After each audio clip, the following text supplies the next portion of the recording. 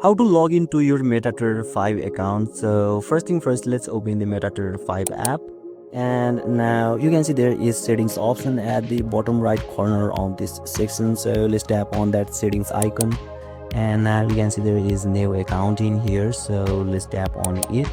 And if you wanna open a demo account, then you can simply tap on MetaQuest Limited and simply enter your login ID and password, and you'll be able to log into your demo account successfully.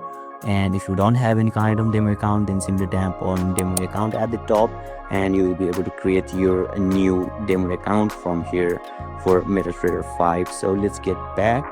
And if you already have an account from any kind of broker, then just tap or search your broker name from here.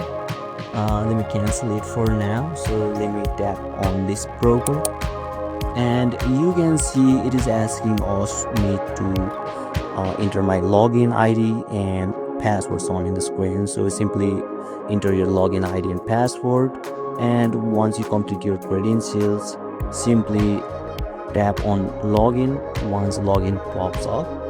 So by chance if you have forgotten your user ID or password, then you can see there is option of forgot passwords on in the screen. So you can tap on it and you will be able to recover your account successfully.